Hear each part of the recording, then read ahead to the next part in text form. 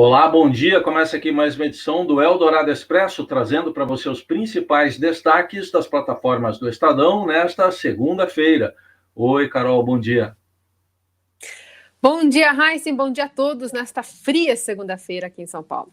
Fria e com notícias boas sobre a vacinação, por exemplo, em São Paulo, anunciada mais uma antecipação no calendário de vacinação contra a Covid em São Paulo. Agora, a previsão é de que todos os adultos até 18 anos estejam vacinados com pelo menos a primeira dose até o dia 15 de setembro. Inicialmente, esse prazo era 31 de dezembro, aí o governo paulista antecipou para 31 de outubro, depois antecipou em mais 15 dias e ontem anunciou uma nova antecipação aí em mais 15 dias, chegando a essa data limite de 15 de setembro. Agora, nessa semana, a partir do dia 16, a vacina chega aos braços de pessoas entre 50 e 59 anos, depois vai caindo até chegar na primeira quinzena do mês de setembro, a pessoas entre 18 e 24 anos. O ritmo de vacinação, no geral, no país segue lento. Somente 11% das pessoas, da população, puderam tomar as 2 doses da vacina e pouco mais de 25% tomaram a primeira dose.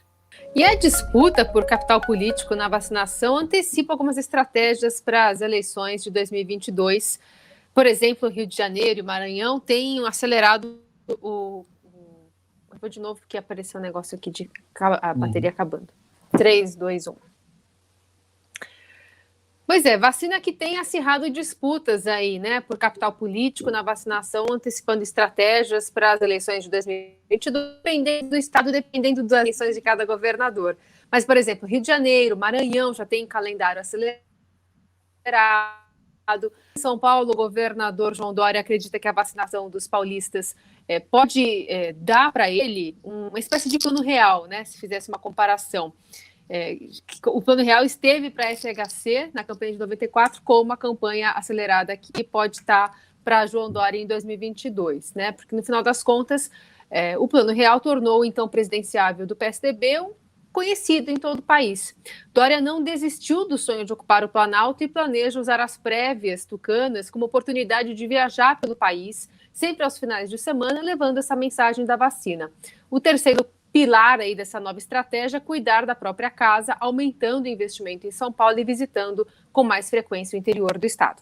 Destaque também para a CPI da Covid, primeiro com notícias que vêm do fim de semana. Decisões de 2 ministros do Supremo Tribunal Federal, Alexandre de Moraes e Ricardo Lewandowski, mantiveram a quebra de sigilos que foi feita pela CPI da Covid em relação a pessoas como os ex-ministros Ernesto Araújo, das Relações Exteriores, e Eduardo Pazuello, da Saúde, que tentaram, no Supremo, derrubar essa quebra de sigilo. No entanto, foram mantidas as quebras dos dois e de outros casos também. Essa semana também é importante na CPI da Covid, a partir de amanhã, com o depoimento, por exemplo, do ex-secretário de Saúde do Amazonas, Marcelo Campelo, que até chegou a ser preso recentemente numa operação da Polícia Federal que apurava desvios de recursos no combate à pandemia. Mas, além desse assunto, ele também vai falar da crise do abastecimento de oxigênio no estado no começo deste ano. Quarta-feira também um depoimento que deve chamar muita atenção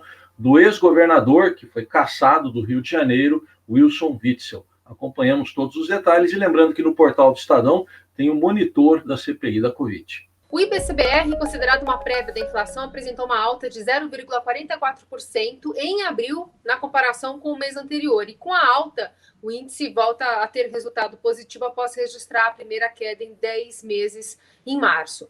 Os analistas do mercado financeiro também elevaram a estimativa média de inflação em 2021 pela 10ª semana seguida, ao mesmo tempo em que também passaram a ver com um crescimento, né, do produto interno bruto e do juro básico da economia neste ano. As previsões, inclusive, do mercado constam nesse relatório Focus, divulgado nesta segunda-feira pelo Banco Central. No futebol, destaque para a abertura da Copa América da pandemia aqui no Brasil, depois de muita polêmica.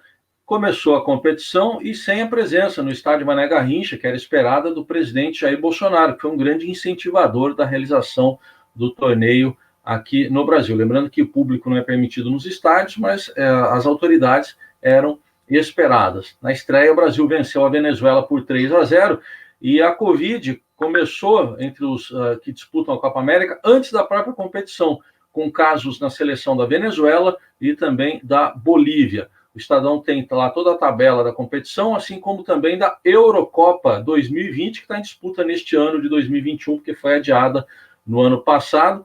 E um caso que chamou muita atenção neste fim de semana foi o do jogador da Dinamarca, o Eriksen, que chegou a ter uma parada cardíaca durante uma partida, foi ressuscitado. Hoje ele deu a primeira entrevista agradecendo ao apoio que vem recebendo. A competição continua, assim como o Brasileirão, campeonato do qual você tem detalhes no portal do Estadão. Vin Diesel diz que a saga Velozes e Furiosos já tem um fim planejado, é um destaque aqui do Caderno na Quarentena. O ator ganhou fama, né, como líder dos rachas nas ruas nessa franquia de Velozes e Furiosos, mas a trama do seu personagem de longa data terá um fim em breve.